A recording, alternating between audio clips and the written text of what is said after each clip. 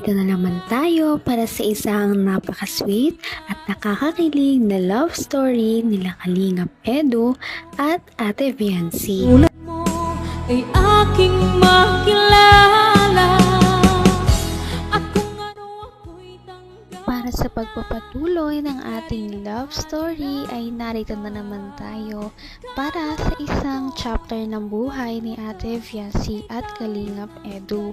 Ngayon nga ay tumungo ang Kalingap team sa pinapagawang bahay ni Ate Viancy. Dito nga ay nabigla ang lahat dahil malapit na itong matapos. Sa buong historya kasi ng Kalingap team sa kanilang pagpapabahay ay kay Ate Viancy ang talagang natatangi dahil ito na ang bahay na nagkaroon ng groundbreaking ceremony at ito rin ang bahay na nagkakaroon ng 2 palapag. Kaya one of a kind talaga ang pinagawa nilang bahay kay Ate Viancy at ito na nga ang progress.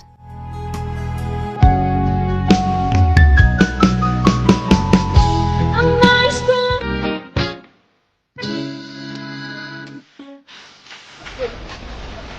Oh my God! Grabe mga Kalingap, katutuloy lang po. Last 3 days ago ata. Pero, bihira yan. Hindi ako makapaniwala mga Kalingap na nakapagpatayo po tayo ng ganyan para sa beneficiary lang po. Tingnan nyo, grabe naman! Grabe guys, parang bahay ko na yan ah. Dream house Dream house na yan bro! Grabe din. Grabe guys! Paano may bahay ng ganyan malaki? Grabe ka Viancy, sakalam ka Viancy. May Edo ka na, may malaking bahay ka pa. OMG. Grabe, thank you kay Lord. Thank you kay Lord. Sobra. Kasi yung imposible ay nagawa niyang posible, no? Kung ako lang, di ko po kaya magpagawa ng ganyan. Salamat din po sa mga sponsors. Thank you so much. Ayan. Sa team, sa K-Boys, syempre kay Kuya Bal. Thank you. Kay Ate Edna Vlog. Grabe mga Kalingap. Di pa tapos ang ribbon cutting, na-amaze na ako. Di pa napipinturahan. Di pa na lalagyan ng tiles. Grabe talaga. Wala akong masabi mga Kalingap. Syempre salamat din sa mga karpentero natin. Kay Super Mac, Super Andoy. Yan, at yung iba pa dyan, nandyan. Salamat din sa kanila. Todo effort nila dito sa pabahay na ito. Dami nangyari, daming pagsubok na nangyari, natigil. Nahinto ng, I think, mga 1 buwan, 3 weeks. Oh, kasi kinapos tayo ng budget. Pero, this time, may naipon na naman tayo. Tuloy na naman po. No? Para din po yan sa, ano natin, sa legacy ng Kalingap. Habang buhay na po yan, na nakatatak sa Team Kalingap. Konti na lang at talagang mabubuo na ang bahay nila Ate Viancy, kaya ito ay ating naabangan. Samantala habang nandito pa sila sa kanilang dating bahay, ay patuloy pa rin talaga ang paghihirap nila. Kaya naman hindi na nga sila makapaghintay na makalipat at nangyari na rin iyon soon. Lamunin na yung kanilang lupa dito. Siguro dapat ay makalipat na talaga. Yan. Tay! Ay, grabe. Hello po. Grabe, Tay. Ang taas ng tubig, Tay. Magandang hapon po.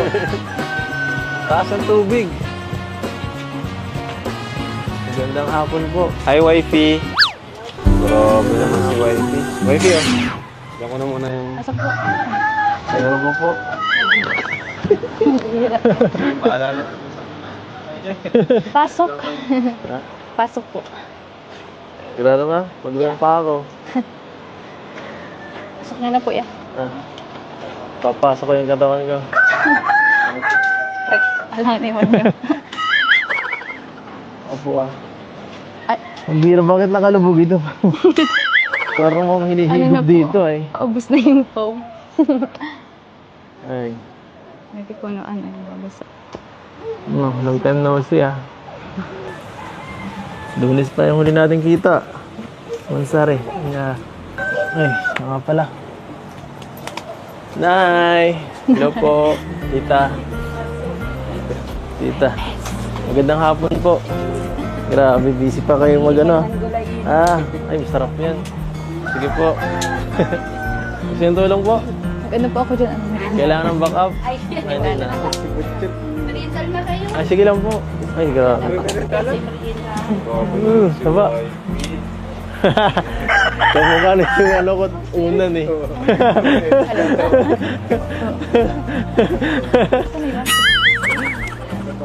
Gawin nyo lang?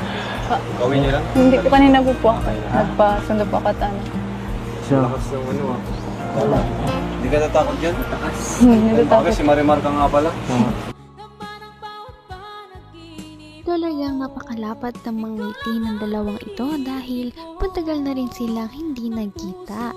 Kaya kahit kakatapos lamang ng bagyo ay talagang happy pa rin si Ate Fiancy na nakita na niya ngayon ulit si Kalingap Edu. Ano kaya ang dahilan kung bakit siya pumunta? Kita mahal. Nay! Hello po, tita. Tita. Magandang hapon po. Grabe, busy pa kayo mag ano. Ay, masarap yan. Sige po. Gusto yung tulong po? Ano po ako dyan? Kailangan ng backup? Ay, hindi na. Ay, sige lang po. Ay, grabe. Saba.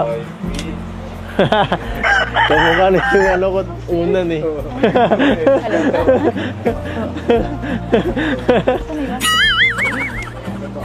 Gawin nyo lang? Gawin nyo lang? Hindi ko kanina po ako. Nagpasundo po ako at ano. Lakas ng ano ah. Hindi ka natakot dyan? Natatakot. Bakit si Marimar ka nga pala? Kasi ang Serena. Kahit po si Marimar makatakot. Ha? Ano? Okay ba yan? Grabe naman. Paano walang ilaw tayo? Kulay blue kasi ang ilaw niya dito.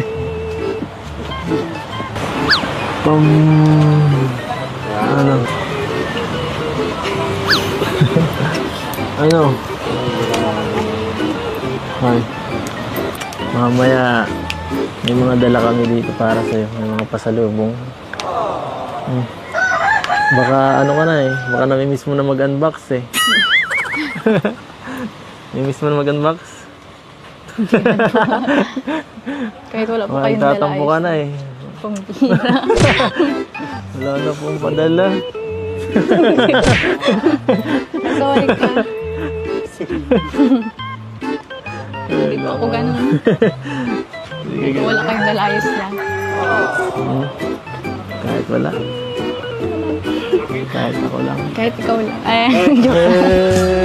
Joke lang. Ang cute naman nilang tignan dahil kahit na medyo matagal na silang love team ay parang bagong love team pa lamang sila dahil medyo nagkakayaan pa rin sila at dahil dito ay hindi talaga naboboard ang kanilang mga supporters na naroon sa kanilang love team dahil palagi silang nagkakaroon ng mga sweet moments sa isa't isa kahit medyo nahihiya pa. Abot kamay na kita. Ay. Mamaya may mga dala kami dito para sa'yo. May mga pasalubong. Baka ano ka na eh. Baka namimiss mo na mag-unbox eh. Namimiss mo na mag-unbox? Kahit wala po Baka kayong dala, tatampo ka na eh. Pambira. Wala na pong padala. Sorry ka. Hindi po ako ganun. Sige, Wala kayong dala, ayos lang. kahit wala. Kahit ako lang. Kahit ikaw lang. Joke lang. Joke lang. Puro ka joke. Tutuhanin mo naman.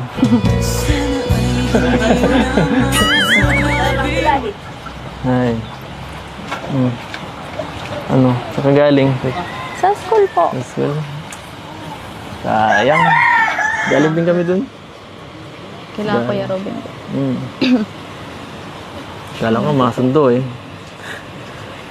Dinilisan mo. Hindi mo kaya Natapos po agad yung ano namin ay practice at may nagkaano po dun. Nagpa-practice din ng ano. Siya nga pala. Wala kahapon.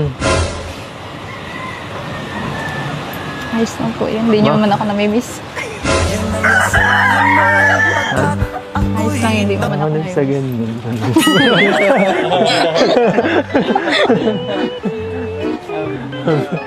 Ano?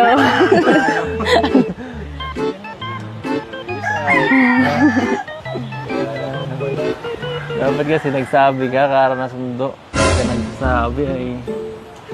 Sabi, late na. Maulan po baga kahapon.